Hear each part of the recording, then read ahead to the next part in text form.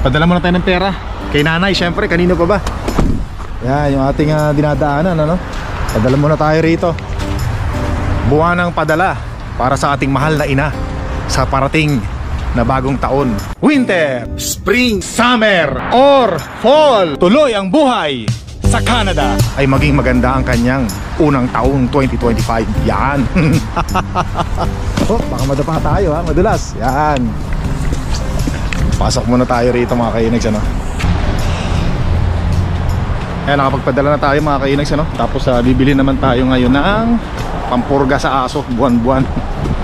So monthly rin, bumibili rin tayo monthly ng pampurga sa aso sa ating mga mahal na alagang aso. Bali $55 yata, no? $55, dalawa na yung pampurga. Interceptor. Ayan, ako, ang ganda ng sikat ni Haring Araw mga kinis. Ang ganda ng araw natin ngayon, namamasa yung mga mga snow natutunaw. Ay, napapansin nyo, no? Saktong sakto, panalong panalo, walang katalo-talo. Yan. Oh, magandang araw, magandang gabi sa inyo kung nasaan nga pala kayo ngayong araw na to. Ayan, nako po, Panginoon. Parang positive yung ating positive single digit yung ating temperatura ngayong araw na to. At natutunaw ang mga snow at hindi malamig mga kainags, ano? Hindi malamig. Samantalahin natin ang araw na ito. Hop, lingon-lingon muna tat, baka may biglang tumawid, lumiko. Delikado. Nako. Yung mga homeless, iniiwan na naman to dito, oh. Yan, oh. Mga cart. Mga homeless kasi rito doon nila nilalagay yung mga gamit nila sa cart habang naglalakad sila. Tulak-tulak nila yon. Yan. Hop, dito na pala tayo. Bibili tayo ng interceptor dito sa pet clinic. Yung dinadaanan natin. Yan. Tingnan natin yung dinadaanan natin. Baka salita tayo ng salita rito Tumalisik tayo, madapa tayo, maslide. Sayang yung lakad ko Sarado pala sila. Tara. Panginoon. Kala ko pa naman bukas, sayang. Lakad pa naman tayo doon, no? Tatawid uli tayo. Ay, dito tayo duman kanina Wala kasing daan doon. Tayo. Yan. Tapos pag ito yung mga mga sasakyan ng bus dito. Yan, pagka aabang ka ng bus dyan, pag malamig, yari ka. Pag sobrang lamig ng panahon, dapat makapalang suot mong jacket, winter jacket. Yan. Tawid muna tayo rito. Yun. Hop. Alright. Yun, tatawid tayo. Yan. Putik, oh. Nagpuputik yung mga snow, kasi nga mainit ng panahon natin ngayon. Tsaka masarap mag-drive ngayon, walang snow sa daan, Kain muna tayo sa Tim Hortons. Nandito na tayo, Chibog muna, ari ko, natisod na pa ako rito. Delikado to, Mutik pang madapa yung kagapuhan natin, ito yung order natin, Ay, may homeless na naman na rito, nag-iwan ng cart.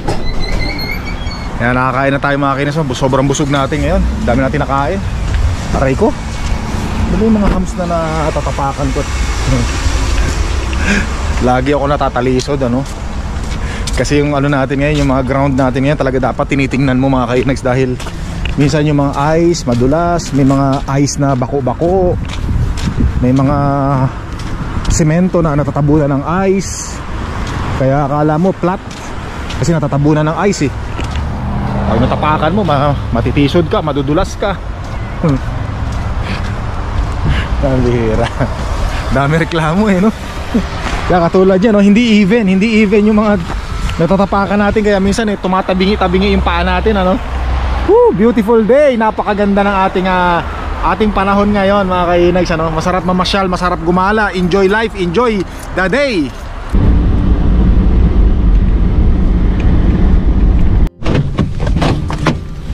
Yan, dito na tayo sa pupuntahan natin mga kainags, Naku po, Panginoon. Yan, okay. Siyempre, saan pa tayo pupunta? Dito muna tayo sa Canadian Tire. Tingin-tingin tayo ng mga sale dito, pahabol. Baka, di ba, nung nakaraang Boxing Day nag-sale, di ba? So baka meron tayong magustuhan dito na naka-sale pa rin. Kaya ng budget natin, tingnan natin. Kung wala man tayo mabili, at least makapasyal-pasyal lang. Ma-enjoy lang natin yung araw nating napakaganda ngayon. Yan, pero syempre nakikita nyo naman yung dinadaanan natin, parang putik, di ba mga kainags, ano? Oh, putik, snow na natutunaw na. Yan.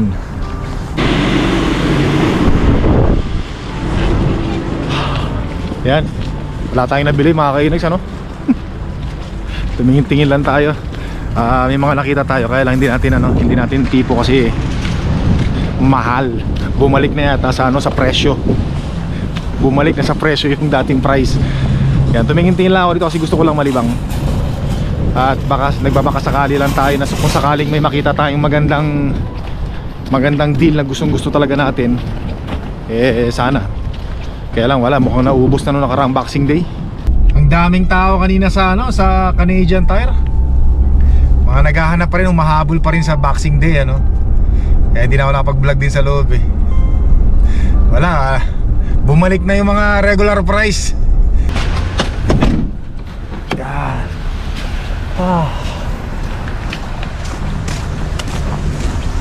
Dito muna tayo sa Winners. Tingin tayo ng mga dito, yung medyo makapal na jacket, pantrabaho natin. Oh, grabe. Putik-putik na rin yung ilalim ng sapatos natin, ano? Ayan, no?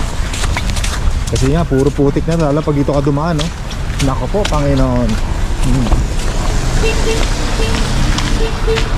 Kaya medyo maraming tao rin dito mga kainag sa loob, ano?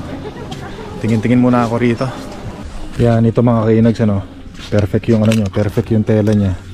Makapal, gamusa. Yung bang hindi basta-basta papasukin ng lamig. Ito kailangan ko, bali nasa $40 siya, no? Presyo nya nasa $40, ayun. Yan, pero para hindi ako lamigin sa trabaho, kukunin ko na to. Malaki naman ang paggagamitan natin ito, ibig sabihin malaki yung araw-araw natin ginagamit sa trabaho, no? Hindi ako lalamigin. Kunin ko na to. Yan, nakuha na natin mga kainags, ano? Pwede naman nating isoli ito pagka, teka muna. Yan, pwede naman nating isoli ito pagka hindi tayo komportable. Halimbawa, ginamit natin sa trabaho, sinubukan natin, tapos naramdaman ko na malamig pa rin yung nararamdaman ko, parang ineffective, tapos gumastos tayo ng $41 kasama na yung tax. Pwede ko naman isoli ito mga kainags, ano? Gamitin ko na mga isang linggo. Isang araw pa lang, actually isang araw pa lang malalaman na natin kung effective siya sa lamig o hindi, ano? Dito muna tayo sa dito muna tayo sa isilagay ko lang sa sakyan ko. Yan, pagka hindi effective, pagka naramdaman ka pa rin yung lamig, susoli ko siya. Ganoon naman dito pagka hindi ka komportable, pwede mong isoli yung mga pinamili mo. Yan yung mga nagiging cause ng traffic mga kainags, ano? Yan, no? Yung kulay asul na kotse, pag meron siyang hinihintay na lalabas dito tapos hindi pa lumalabas, nagiging cause ng traffic yan. Kaya katulad niya, no? Diba, nag-iniiwasan siya ng mga kasunod niya. Tsaka yung mga pasalubong, paliko. Grabe yung mga drone dito, naubos na, oh. Naka-sale kasi, oh. Ubos lahat, oh. Mga drone, ayan, oh. Yan, nako. Naubos na lahat. Naubos na nakarang Boxing Day. Yan, ang galing tayo sa Best Buy. Tumingin-tingin lang tayo. So nawili tayo sa pamamasyal ngayong araw na to. Maliwanag pa, no? Alam niyo kung anong oras na? Alas 4 pasado na mga kainags. Yan ang nakakatuwa. Alas 4 na, maliwanag pa rin, di ba? Kita nyo naman. Dati alas 4 madilim na. Or bago pa lang mag alas 4 dati, madilim na.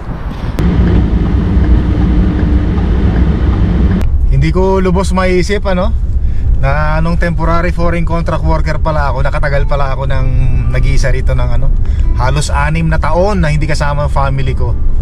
Grabe, lungkot, no? Tapos sa tuwing Pasko, tuwing bagong taon, mag-isa ka lang, malungkot. Tsaka nung contract worker ako, hindi na rin ako nag-uma-attend ng mga party. Siguro nung una, mga 2 taon, 3 taon, uma-attend pa ako, sumasama-sama pa ako sa party. Pero nung the rest na, parang wala na akong gana, hindi ako masaya. Parang wala na akong ganang pumunta sa mga party. Kasi iniimbitahan din tayo ng mga kapwa Pilipino natin dito, ng mga contract worker din, para magsaya. Pero ako pinili ko na lang sa kwarto, sa bahay. Lungkot kasi. Tsaka nakakawalang gana. Ewan ko, nawawalan ako ng gana eh. Tapos yung status pa nga natin dito sa Canada, no, pawindang-windang pa. Medyo maraming iniisip. Pagka stress ka sa isip, stress ka sa physical, emotion, stress ka, parang wala kang gana sa lahat ng bagay, no? Iniisip mo, contract worker ka, hindi ka permanent residence, laging nadi-denied. Wala eh. Pati minsan sa pagkain wala ka na rin gana. Pati pagtulog hindi ka na rin makatulog. Kakaisip mo baka mapauwi ka sa Pilipinas. Anyway, at least nakaraos din tayo. Nakaraos din sa paghihirap, sa pagtitiis, sakripisyo natin bilang isang temporary foreign contract worker dito sa Canada. Yeah, so nandito na tayo sa bahay mga kainags, ano. Nako, nakaano pa si haring araw, ah. Mga 4:30 siguro doon pa lang didilim, ano, or mga 4:45 doon pa lang didilim. Pero nakakatuwa naman. So by the way mga kainags, ano, pupunta nga pala kami sa ibang bansa ni Mahal na Reyna, kasama yung ating bunsong prinsesa. Nakakatuwa naman, ano. At nagkaroon ng time na makasama yung ating bunsong prinsesa at yung ating Mahal na Reyna sa wakas. Yan. So pinlano namin to actually mga October yata. October kami nagplano or November, basta mga ganyan. Sabi namin mag-leave kayo, sabi na mag-leave kami sa mga trabaho namin para makapunta naman kami sa ibang bansa uli. Yan. Pero at this time hindi na ako nag-iisa. May kasama na ako, si Mahal na Reyna at saka si bunsong prinsesa. Meron lang kami pupuntahan. At nakakatuwa naman, tatakas lang tayo sa winter dito sa Canada. Kasi pupuntahan nating bansa medyo warm weather, walang snow mga kainis. Tingin ko walang snow doon, no. Dito lang naman, malapit lang naman dito. Yan, di ba, nakakatuwa naman. So January, mga 3rd week ng January, ano. Basta 2nd week or 3rd week, basta mga ganyan. Meron na kaming ticket, meron na rin kaming nakabook na rin kami ng hotel. Yan, di ba? So kasi yung pupuntahan naming lugar, yun yung may mga tourist spot doon na na lagi kong nababasa nung wala pa ako sa Canada. Nung nasa Pilipinas pa lang ako, yung sikat na tulay, yung mahabang tulay. Tapos yung kulay gintong tulay. Tapos yung isang isla na ginawang kulungan dati nung araw, ano, yung isla na ginawang kulungan para doon sa mga notorious na mga kriminal, yung mga malulupit na mga sikat na kriminal. Yan. Siguro alam niyo na kung ano ibig ko sabihin, no? Alam niyo na kung anong bansa yung pupuntahan namin, di ba? So ano muna yan, trivia. Magbigay muna tayo ng hula hoop yan. Pwede kayong mag-comment ng mga kainis, ano, kung anong bansa at anong lugar nga yung pupuntahan namin na sinasabi ko. Yan, konting games, konting palaro yan. Pwede kayong mag-comment sa baba. Tapos sasabihin ko next vlog natin kung anong lugar yon, yung sinasabi ko. Yan, nakakatuwa lang. At syempre sa pagkakataon na yon, pag dumating yung araw na yon, hindi ko na lang siya makikita sa dyaryo, hindi ko na lang siya makikita sa screen ng TV, at hindi ko na lang siya makikita sa magazine. Makikita ko na siya ng personal. Mapupuntahan ko, mahahawakan ko, nako po Panginoon, at malalakaran ko pa. Yan, so lahat yon, especially nga dun sa yung bunsong prinsesa na natin yung kumuha ng ticket, lahat siya na nag-asikaso. At may schedule na tayo doon. Nakakatuwa lang dahil yung mga pinapangarap lang natin na akala natin na hindi mangyayari dati, mangyayari na pala. Katulad nung pumunta tayo ng Los Angeles, California. Dati yung Hollywood sign, di ba? Sa magazine ko lang nakikita yan, sa mga palabas ko lang sa sinihan nakikita yan. Pero nung nakarang kailan ba yun? October, di ba? Napuntahan natin mga kainis. Nakita ng ating mga mata, pati yung Walk of Fame napuntahan natin. Lahat, di ba? Naku po Panginoon, mga kainags, ano? Ayan, oh. Hanggang ngayon maliwanag pa rin, grabe, oh. Nakakatuwa lang. Naku naman talaga. Napakaliwanag pa rin ang ating harapan at nilikuran ng bahay natin, mga kainis. Kitang-kita nyo pa rin naman, di ba? Oh. Ganda tingnan, ano? Nakakatuwa, masaya to. Talagang mas mahaba na yung magiging ating pag-stay sa labas sa mga susunod na linggo. Yan. Dati kasi pag mga alas 4 madilim na, nakakawalang gana ng lumabas ng bahay. Pero ngayon, tingnan nyo naman mga kainags, oh. Wow. Maliwanag pa sa bunbunan ng ulo ko. Yung Ang bihira, pa-corny pa. Yan, nakakatuwa lang ano. Yan. Pambihira. So mga kainags, ano, maraming salamat sa panonood. Don't forget to subscribe, click the like button, leave your message mga kainags, at maraming salamat. Hanggang sa muli.